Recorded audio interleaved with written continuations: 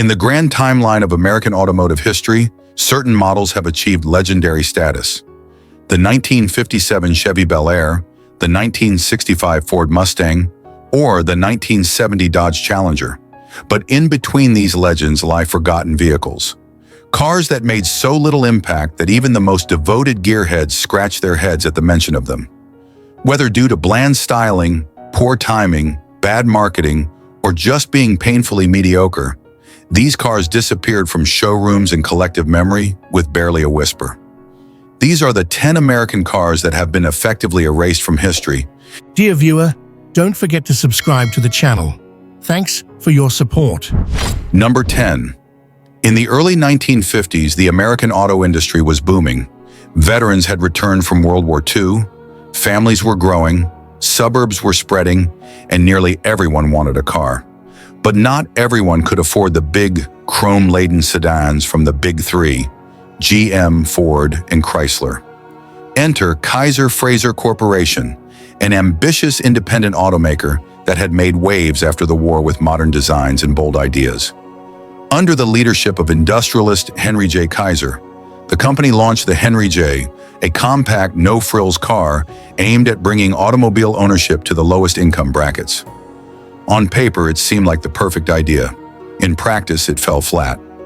Henry J. Kaiser was a visionary, best known for building Liberty ships during World War II and later founding Kaiser Permanente. When he entered the car business, he brought a strong sense of purpose, especially in making cars more affordable. The Henry J was meant to be inexpensive to buy and maintain, offer reliable transportation for budget-conscious Americans, compete with used cars which dominated the low-cost market, keep costs down by simplifying engineering and manufacturing. Kaiser wanted it to sell for under $1,300, ideally closer to $1,000, at a time when most new cars cost much more. To do this, everything was sacrificed in the name of cost-cutting. The 1951 Henry J was the second model year of the car, and largely unchanged from its 1950 debut. It was available in 2 trim levels and offered 2 engines: a 134.2 cubic inch, 2.2-liter 4-cylinder engine from Willys producing 68 horsepower, a 161 cubic inch engine, 2.6 liters, inline 6, also used in the Kaiser lineup, with 80 horsepower. Both were mated to a 3-speed manual transmission with a column shifter. But what really defined the Henry J was what it didn't have. No glove box, no trunk lid. You had to access the trunk space by folding down the rear seat. No armrests, ashtray, or heater in base models. No vent windows or map lights. Only 2 doors. No 4-door options ever offered. These cuts were intended to shave dollars, but they made the car feel cheap, and not in a good way. On the road, the Henry J was adequate. It was light and small, which helped with fuel economy and nimbleness around town. But performance was underwhelming. 0 to 60 miles per hour took over 20 seconds with the 4-cylinder. Top speed hovered around 70 miles per hour. The ride was rougher than most full-size sedans. Minimal sound insulation led to a noisy cabin. For buyers moving up from nothing, it was a decent step. But for those comparing it to even a 2-year-old Chevy or Ford, the Henry J felt like a downgrade. Kaiser made a critical mistake in underestimating the average American buyer's expectations. The idea of a stripped-down car appealed in theory, especially during wartime. But post-war buyers wanted value, not deprivation. Odd proportions, no-name status, lack of amenities, made it feel like something less than a real car. Worse yet, for just a few $100s more, you could buy a base model Chevrolet or Ford with a full-size body, a trunk lid, and a full dealer network. In a desperate attempt to boost sales, Kaiser even rebadged the Henry J as the Allstate, sold through Sears in 1952 to 1953. That plan flopped too. By 1951, it was clear the Henry J wasn't catching on. Sales had dropped significantly from its 1950 launch. 1950, over 80,000 units sold. 1951, only about 43,000 units sold. 1952 to 1954. Numbers kept falling, with production ending in 1954.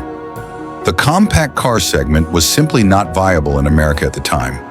Not because people didn't want small cars, but because they wanted affordable cars that didn't feel cheap. Kaiser had gambled on a minimalistic future, but America was leaning toward chrome, comfort, and cubic inches. Today, the Henry J is a curious footnote in American automotive history. It had, but it also represents the pitfalls of cutting corners in the wrong places. In trying to beat used cars by being the cheapest new option, Kaiser forgot that people wanted pride in ownership, not just a low price. Ironically, the ideas behind the Henry J, compact dimensions, fuel efficiency, low cost, would become successful decades later in cars like the Honda Civic, Toyota Corolla, and Ford Pinto. But in 1951, the market simply wasn't ready. The 1951 Henry J was bold, different, and earnest in its goals. But it was also flawed, underwhelming, and ultimately uncompetitive. It stands as a cautionary tale, a reminder that affordable doesn't mean bare bones, and that value matters more than price. It didn't make Kaiser a household name, and it didn't revolutionize the car market. But it did leave behind a small, quirky legacy that still fascinates car historians and collectors to this day. Number 9. The late 1950s were a wild time for American automobiles.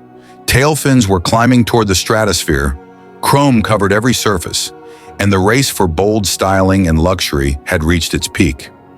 Consumers were dazzled by spectacle, and automakers responded with increasingly extravagant designs.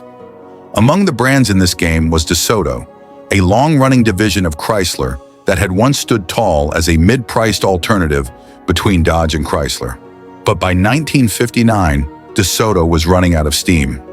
At the heart of this year's lineup was the FireSweep, a car with big ambition, flashy, full-sized, and loud in design, but ultimately doomed by corporate confusion, bad timing, and market disinterest. The FireSweep, introduced in 1957, was the entry-level DeSoto, positioned below the FireDome and FireFlight. While it carried the DeSoto badge, the FireSweep was an odd hybrid. It was built on a Dodge chassis, used Dodge front-end sheet metal, and shared numerous parts with lower-end Chrysler products. In 1959, the FireSweep received its final facelift, continuing as the least expensive DeSoto model. But by then, the cracks were showing, both in the design and in DeSoto's future.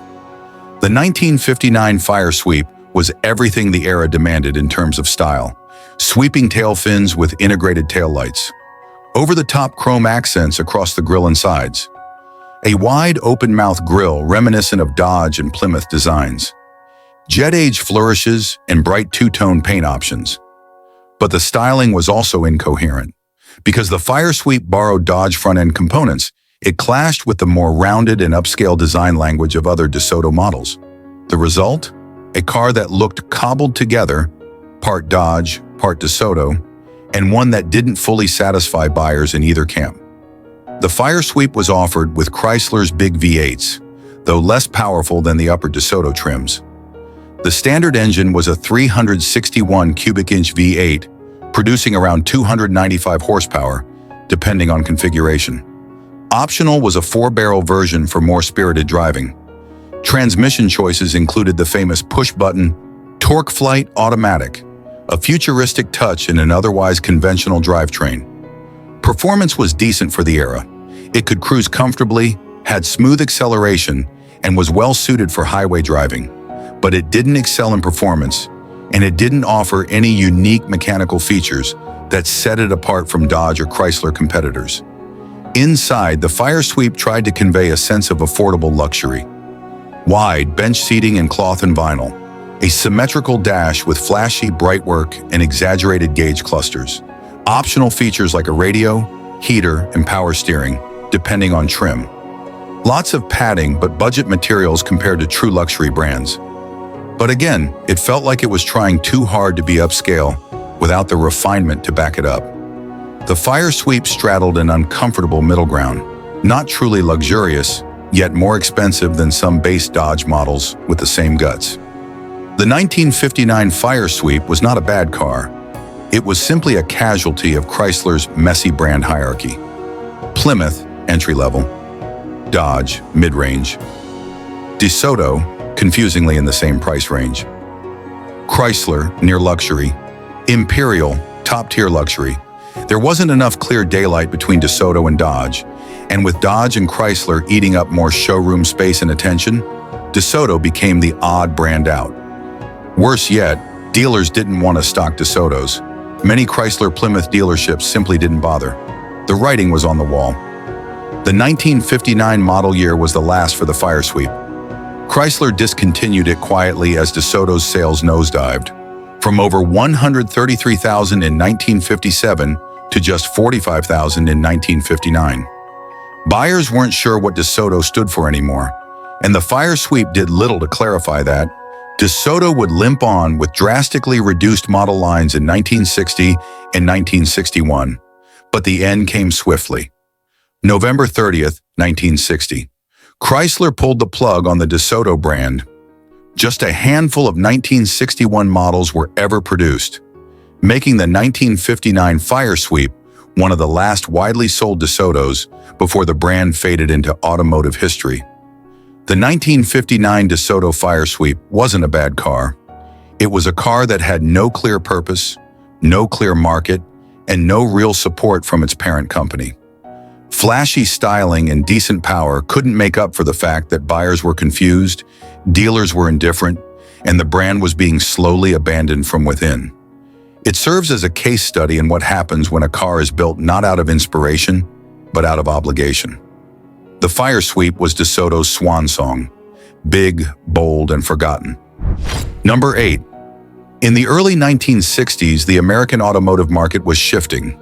Compact and mid-size cars were gaining popularity, especially among budget-conscious families and younger buyers who didn't want a full-size land yacht.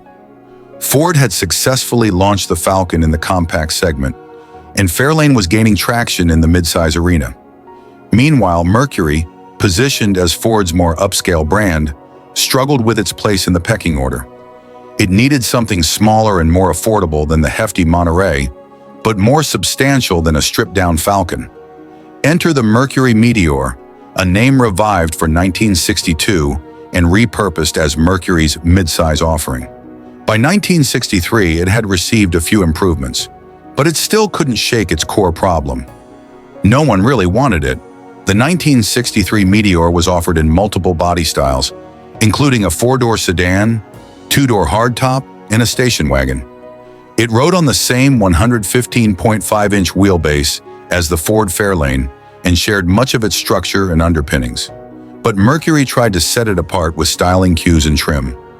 The Meteor Custom and Meteor S33 offered higher-end appointments like extra chrome and upgraded interiors.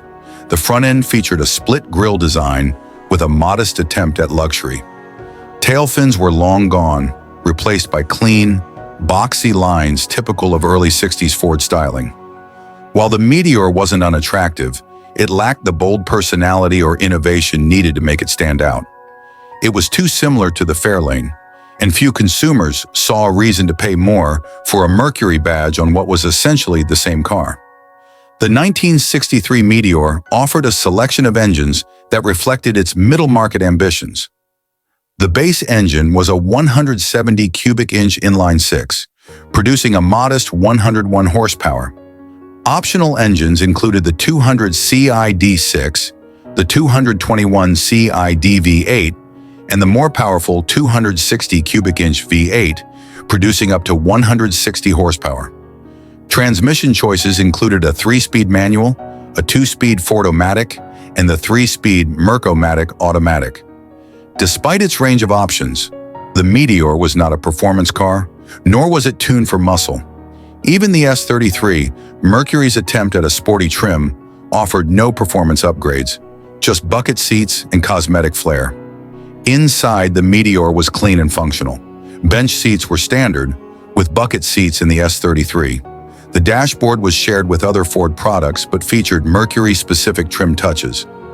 Buyers could option in AM radios, heater defroster units, and padded dashboards, but luxury amenities were limited.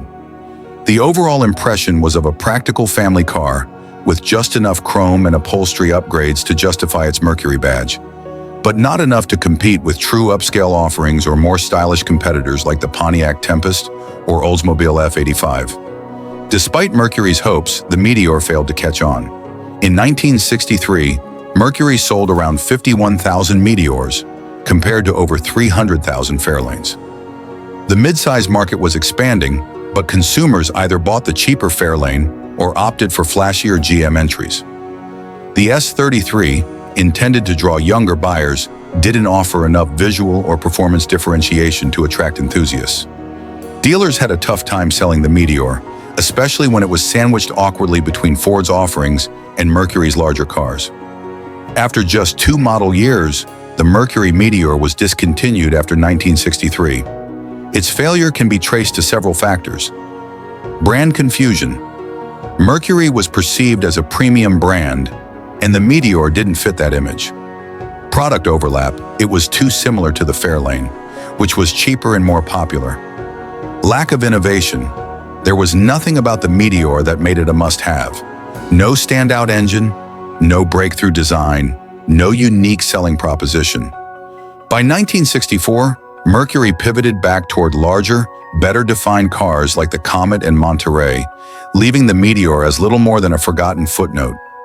The 1963 Mercury Meteor had potential on paper: practical size, respectable engines, and a trusted brand name. But in practice, it failed to deliver anything that consumers truly wanted or couldn't get elsewhere for less. Its brief run serves as a lesson in automotive marketing. A car can't just be competent, it needs character, clarity, and purpose. Without those, the Meteor entered the scene quietly and left just as quickly, remembered mostly by Mercury enthusiasts and automotive historians. Number 7. The 1960s were a time of bold experimentation in the American auto industry. Muscle cars were coming into their own, but the appetite for comfort and luxury remained strong among more traditional buyers. Buick, known as GM's doctor's car division, had a solid reputation for refined full-size cars, but it wanted in on the performance boom too, without alienating its loyal conservative base. That's where the Buick Wildcat came in. It was Buick's attempt to create a car that married muscle car performance with near-luxury appointments, something that could attract younger, speed-conscious buyers without sacrificing Buick's trademark smoothness. By 1965, the Wildcat had matured into a proper, standalone model line, more than just a sporty trim level, but it still found itself awkwardly wedged between two worlds, trying to be everything to everyone and ultimately satisfying too few. The 1965 Wildcat rode on the full-size GM B-body platform and shared underpinnings with the LeSabre and Electra. That meant it was long, wide, and heavy, with a wheelbase of 123 inches and a curb weight over 4,000 pounds depending on options. It featured a revised front end with a wide, horizontally split grille and quad headlights, a clean, sculpted profile with Buick's traditional venti ports on the fenders, slab-sided styling with restrained use of chrome. Elegant, yes, but easily confused with the LeSabre or Electra from a distance. There was a Wildcat custom trim available, with upgraded exterior accents and plusher interior materials.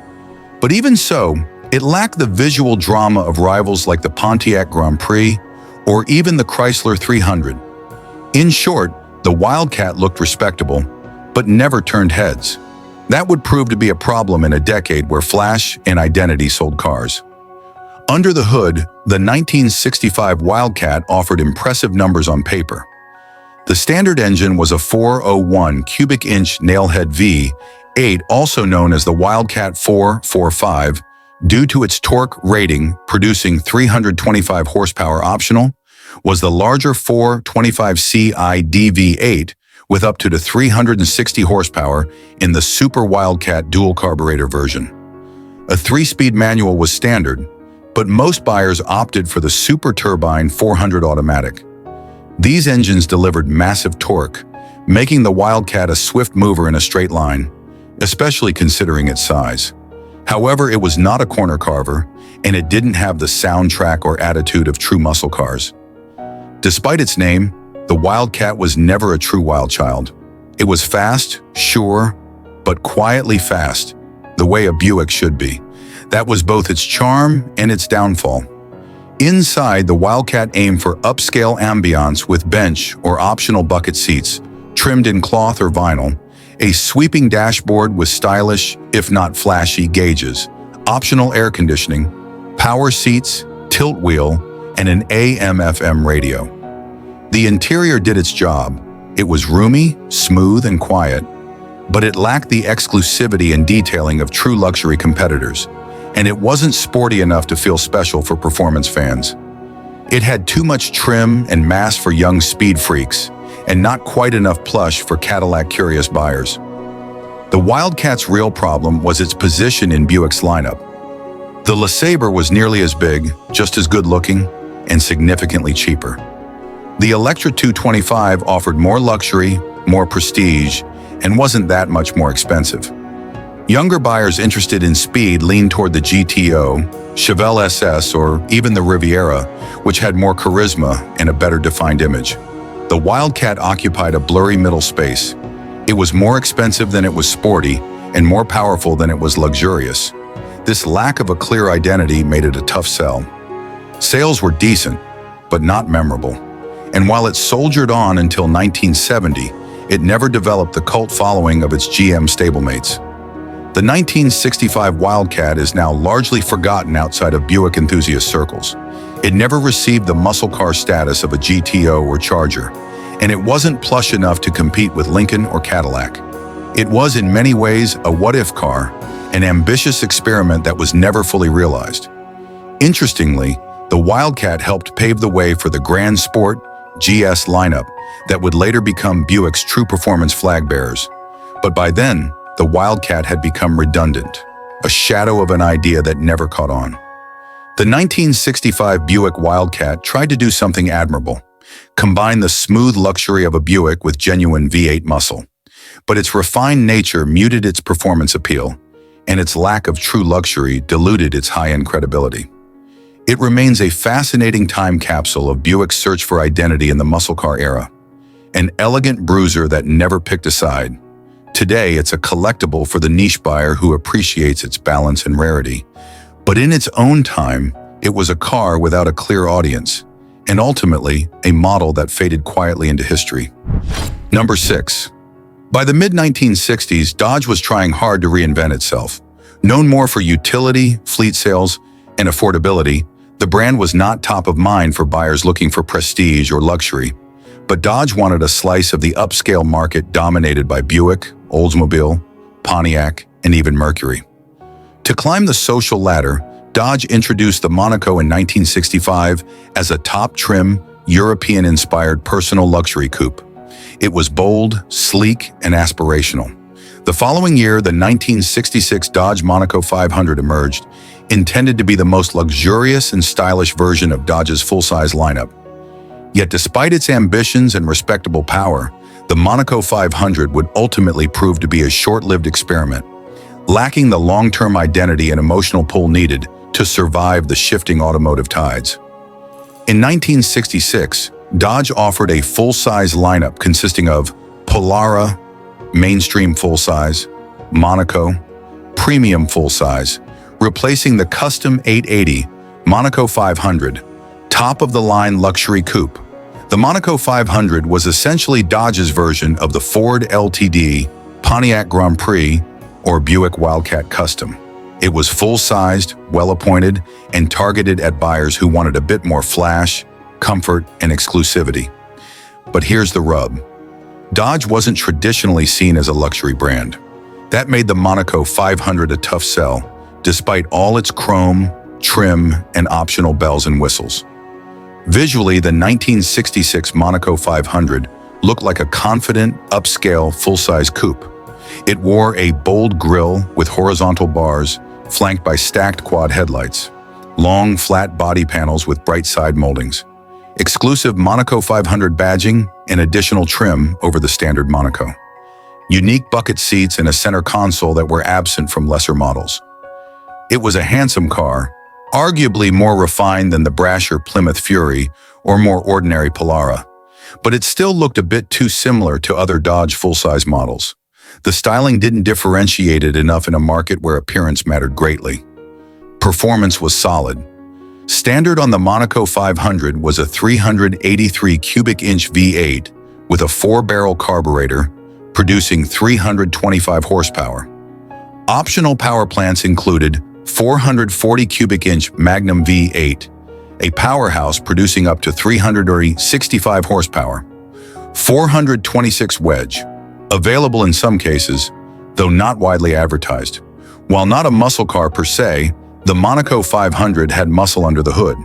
Paired with the 3-speed automatic torque flight transmission, it could move this nearly 4,200-pound car with surprising authority. But despite its size and speed, it wasn't a sports car. It was softer and more isolated, tuned more for boulevard cruising than track days.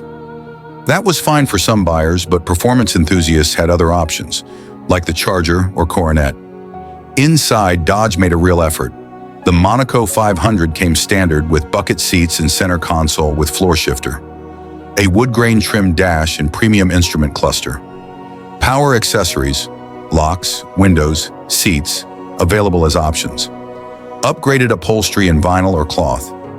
It was clearly more refined than the base Monaco or Polara, but it didn't quite hit the emotional cues that Cadillac, Lincoln, or even Oldsmobile customers expected. The materials were nice, but not great. The design was stylish, but not unique. It was a solid B+ interior in a segment that required an A+ to stand out. So, what happened? Despite its good looks, strong engine options, and comfort features, the Monaco 500 lacked a clear identity. Buyers saw it as a dressed-up Dodge, not a true luxury coupe. It wasn't sporty enough to compete with the Pontiac Grand Prix or Ford Thunderbird, and not elegant enough to challenge Lincoln or Imperial. Moreover, Dodge didn't market the Monaco 500 aggressively, nor did it give the model room to grow. It was discontinued as a separate trim after 1966, with future Monacos simply becoming higher trims within the lineup, rather than being seen as luxury flagships. In short, the Monaco 500 came and went in a flash, without ever developing a strong following. The 1966 Dodge Monaco 500 was a valiant attempt to elevate Dodge's image, but it entered a crowded field without enough distinction to survive. While it offered impressive power and comfort, it lacked the refinement and charisma needed to build loyalty in the upscale market. It serves as a reminder that badge prestige matters, and slapping leather and chrome on a full-size chassis isn't enough to create a lasting luxury legacy, especially when your competition is outmaneuvering you on style, identity, and brand perception. For collectors today, it's a rare and unusual gem, but in its own time, the Monaco 500 was simply too much Dodge and not enough deluxe. Number 5. In the late 1960s, American Motors Corporation, AMC, was best known for making compact, economical cars for practical buyers. Rambler, Gremlin, and later the Pacer defined the brand's reputation. But AMC wanted more than just economy-minded shoppers. They wanted to break into the full-size luxury sedan segment, where the Big Three had long reigned supreme. Enter the 1969 AMC Ambassador SST, a top-of-the-line offering designed to blend comfort, size, and style. It was AMC's answer to the Chevrolet Caprice, Ford LTD, and Plymouth Fury VIP. With a long wheelbase, plush interior, and a smooth ride, the Ambassador SST aimed to offer big car luxury for less money. Yet despite its merits, it remained a niche offering, overshadowed by flashier and more recognizable competition, and ultimately remembered only by AMC loyalists and vintage sedan enthusiasts. For 1969, the Ambassador was the flagship full-size model in AMC's lineup, available in several trims. Ambassador Base Model, Ambassador DPL, Ambassador SST, the most luxurious and best equipped. It replaced the earlier Rambler Ambassador naming convention, with AMC dropping the Rambler moniker entirely that year in an attempt to shake off its frugal image. The SST Super Sport Touring badge signified a more premium offering, AMC's equivalent to the Chevy Impala SS or Ford LTD Brougham, but without the brand prestige to back it up. Designed by Richard A. Teague, AMC's longtime design chief, the 1969 Ambassador SST had clean, straightforward lines that didn't stray too far from the norm, but still looked refined and competent. Highlights included a new front fascia with a split grille and hidden headlamps on upper trims, chrome trim, vinyl roof options, and color-keyed wheels for upscale appeal.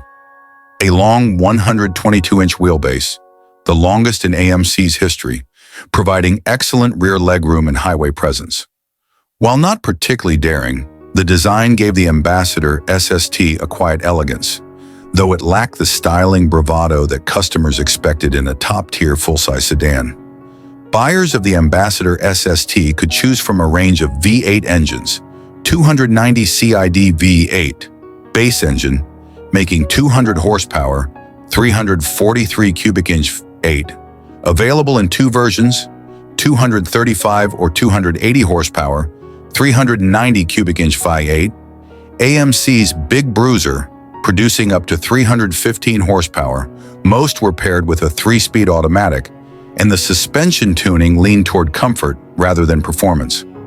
While the SST wasn't a muscle car, it could hold its own when equipped with the 343 or 390 V8. It offered a quiet, composed ride that was more about cruising than corner carving. The cabin of the 1969 Ambassador SST was AMC's best effort at providing a luxury experience. It came with plush bench or optional bucket seats with upgraded upholstery, simulated wood grain on the dash and door panels, a full array of gauges, an electric clock, and air conditioning available.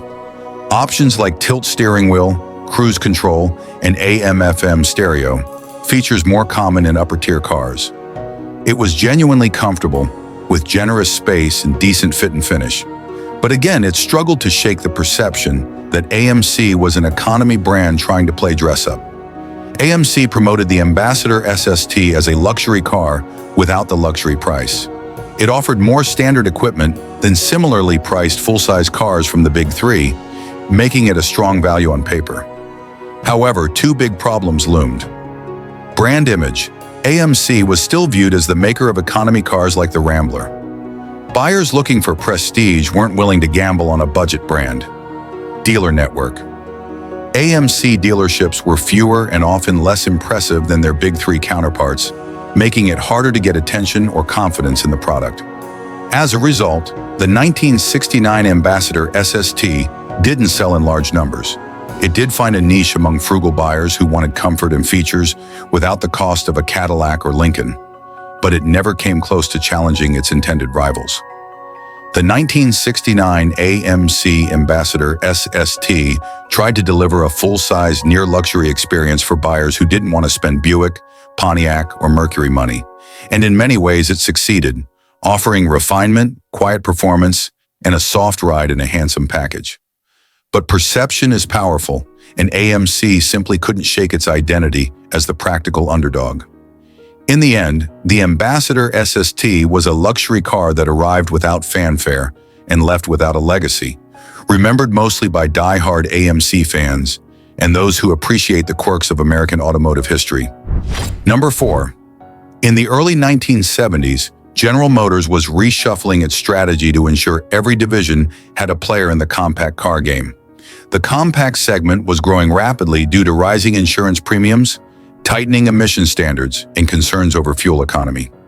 Chevrolet had the successful Nova, Buick launched the Apollo, Pontiac introduced the Ventura, and in 1973, Oldsmobile rolled out the Omega, a car whose name cleverly pulled the last letter of the Greek alphabet for a product that felt like an afterthought. Though technically the Omega completed GM's X-body quartet, it quickly became clear that the Omega was just a Nova in a fancier suit, with very little to offer in terms of genuine distinction.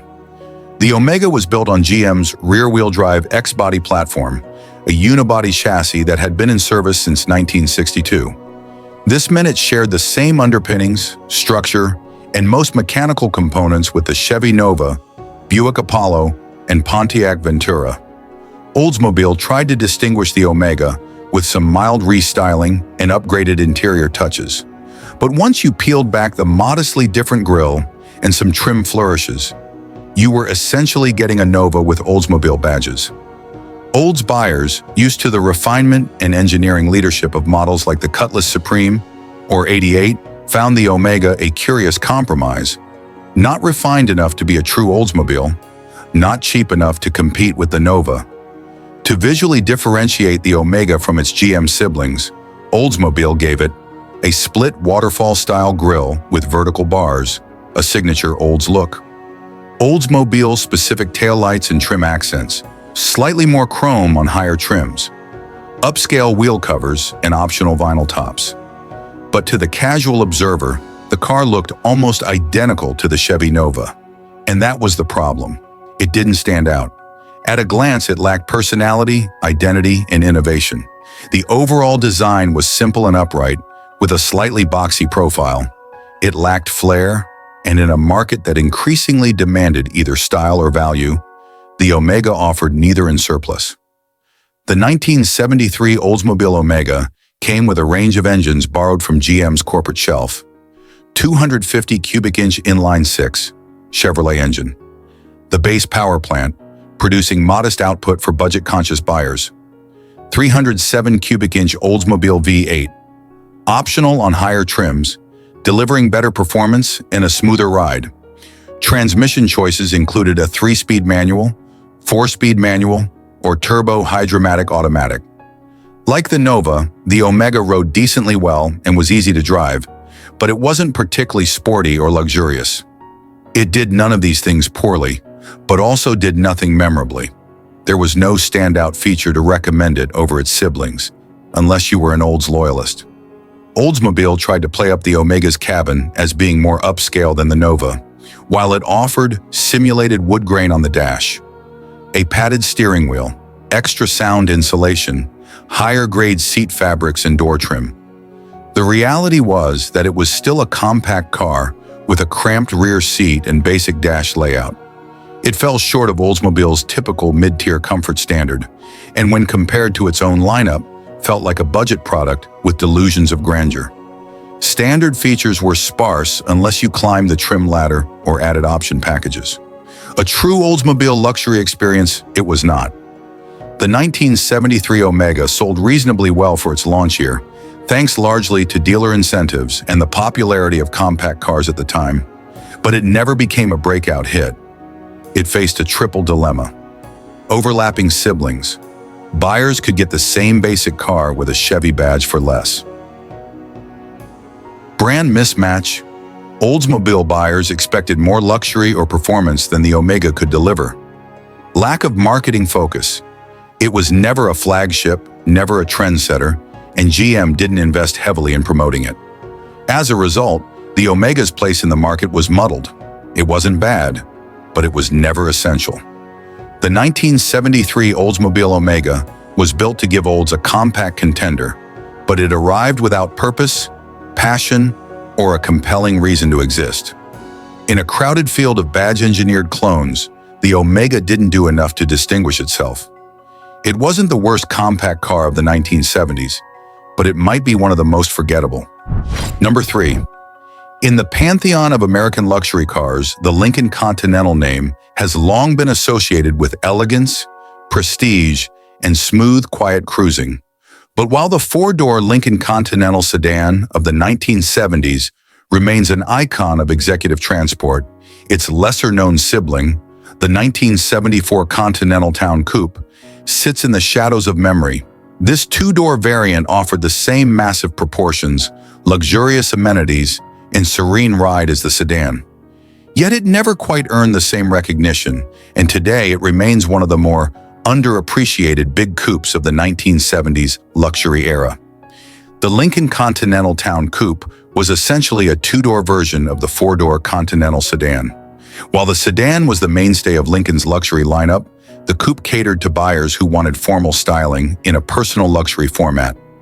Debuting as a separate model in 1973, the 1974 Town Coupe marked its second year. It was designed to compete with other big coupes of the day like the Cadillac Coupe de Ville, Chrysler New Yorker Brougham two-door, and even GM's personal luxury offerings like the Buick Riviera and Oldsmobile Toronado.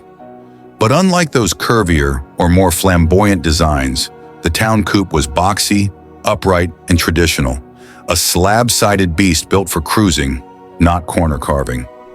The 1974 Town Coupe was massive. Here's what we're talking about. Wheelbase, 127.2 inches. Overall length, nearly 232 inches. Weight, over 5,200 pounds depending on options. Turning circle, like maneuvering an aircraft carrier. It was longer than some trucks, and when parked next to smaller domestic sedans or imports of the day, it looked more like a limousine. But that was part of its appeal. Luxury by size, a rolling statement of American excess. Under that vast hood lived a 460 cubic inch, 7.5-liter V8, paired with a 3-speed C6 automatic transmission. Horsepower, around 220. Gross rating had been dropped due to new SAE net standards. Torque, a substantial 355 pound-feet. Fuel economy, a dismal around 8 to 10 miles per gallon, at best. This engine wasn't about speed, it was about smoothness. Acceleration was dignified rather than urgent, and the focus was on effortless power delivery. However, the gas crisis of the early 1970s made cars like this seem increasingly out of touch. The Town Coupe was launching into a market beginning to question if luxury had to mean huge. The cabin of the 1974 Town Coupe was like sitting inside a fancy living room on wheels. Some highlights: deeply padded velour or leather seats with pillow-style cushioning, simulated wood grain trim across the dash, door panels and steering wheel, thick carpeting and optional footrests, power everything, seats, locks, windows, antenna, and more. Optional quadrasonic 8-track stereo system. The rear seat had less headroom than the sedan, thanks to the coupe's sloping roofline, but it was still plenty spacious for adults. And of course, the ride was whisper quiet, aided by heavy insulation and soft suspension tuning. The 1974 Town Coupe didn't go for sleek lines or dramatic flair. Instead, it embraced formal, stately elegance, upright grille flanked by hidden headlights, long, flat hood and trunk, thick C-pillars and opera windows, color-keyed vinyl roof options, signature Continental-style trunk hump. It looked like a car meant for country clubs and boardrooms, not racetracks or discos. This traditionalism may have pleased an older buyer base, but it made the Town Coupe feel stiff and outdated compared to flashier, personal luxury rivals. The Town Coupe would continue through 1981, but would always be a low-volume, low-profile model in Lincoln's lineup. While the Mark series grew more iconic and the Continental sedan carried the torch of traditional luxury, the Town Coupe faded into obscurity. Today, it's rarely seen at classic car events and is mostly remembered by collectors of obscure 1970s land yachts. Yet for those who do remember it, the Town Coupe offers a unique blend of over-the-top luxury, vault-like silence, and unapologetic size as status styling. The 1974 Lincoln Continental Town Coupe was a dignified, plush, and technically impressive vehicle that simply lacked the charisma and recognition of its better-known siblings. It did everything a luxury coupe was supposed to do, just with none of the marketing sparkle. Overshadowed by the four-door Continental and the sexier Mark IV, the Town Coupe faded quietly into the background. But for fans of big American luxury, it remains an unsung hero, a formal coupe that cruised like a cloud, even if the world forgot it was ever there. Number 2. In the aftermath of World War II, American families were growing and changing. The demand for practical, versatile vehicles surged as more people moved to the suburbs, and the family wagon quickly became a staple of the American automotive landscape. Plymouth, at the time a brand under the Chrysler umbrella, aimed to capture this growing market with the 1950 Plymouth Suburban. This two-door station wagon was designed to be a utilitarian vehicle that could serve families, businesses, and anyone in need of a reliable way to transport goods and passengers. While the Suburban served its purpose well, it failed to create a lasting legacy or recognition beyond its utilitarian roots. The 1950 Plymouth Suburban was a continuation of Plymouth's wagon offerings, but it was unique in several ways. Body style, a two-door design, which was more common for the time compared to four-door models. Platform, based on the Plymouth Deluxe chassis, it was built on a sturdy and reliable foundation, with a 115-inch wheelbase that provided a comfortable ride. Cargo capacity, designed to be functional, the Suburban featured a spacious interior with ample cargo space, making it ideal for family outings or business use. The Suburban was part of the Plymouth lineup that focused on delivering value and reliability.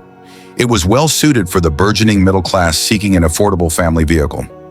Under the hood, the 1950 Plymouth Suburban came equipped with a 218 cubic inch flathead, six-cylinder engine, producing 97 horsepower, a standard 3-speed manual transmission with the option for a fluid-drive semi-automatic transmission. Performance was adequate for the time, but nothing spectacular. The Suburban was more about practicality and smoothness than speed or excitement. Its engine was reliable, and its overall ride quality made it suitable for daily family use. Inside, the 1950 Plymouth Suburban was designed with utility in mind, spacious seating for up to 6 passengers, with a rear bench seat for added capacity. The interior was simple, featuring durable materials that were easy to clean, ideal for families with children or for businesses that needed a workhorse vehicle. Optional features included a radio, heater, and upgraded upholstery, but the emphasis remained on functionality over luxury. While comfortable for family use, the interior lacked the refinement and amenities that began to define higher-end models in the 1950s. The Plymouth Suburban was marketed as a practical family vehicle, and it found a modest audience among buyers looking for an affordable, no-frills wagon. However, it faced stiff competition from Ford and Chevrolet, which offered more stylish and better-equipped wagons with greater market appeal. The rise of four-door station wagons, which quickly became the standard for family transport.